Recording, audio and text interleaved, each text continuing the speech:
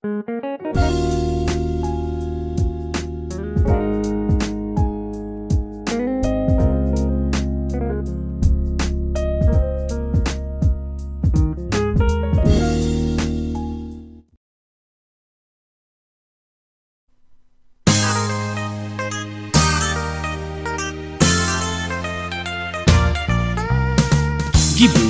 ko sa ako ang hinigugma, puwerte gayong sakita. Walay rason ang iya nga pagbiya, naglibog na unsa. Pagkapait gayud ni ining hitabua, nawad-an ko pag-asa. Ang kinabuhi ko puwerteng itnita, way klarong huna-huna.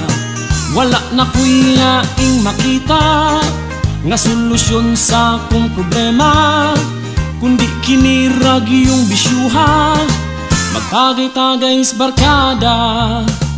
Dihay gi-offer ang ako ang higala, bahin siyang pangita. Ang iyang gi-offer abi mo kunsa, matso dancer ning duha. Para nako puwerteng pabura, aron malimtan na ko siya. Magalingaw lag sayaw-sayaw, malipay sa dang nananaw. Pagkahayahay ba ni ining trabahua, ipanuksok ra kwarta. Pagkagalanti Diyos mga matuna, ug mo table may extra.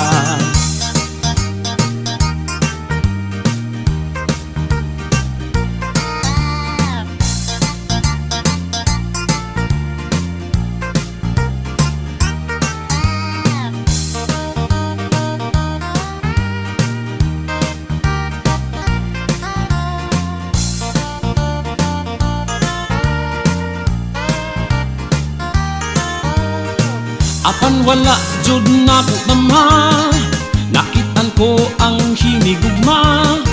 Kalit ni duol siya sa akua, kaming duha nag-istorya. Pwedeng kurata na ko siyang gi-istorya, bahin sa trabaho niya.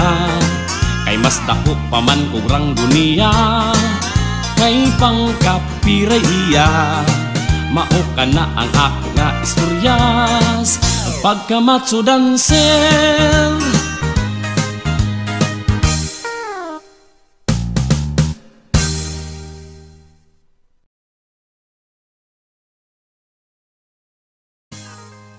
What's up guys? Shout out time!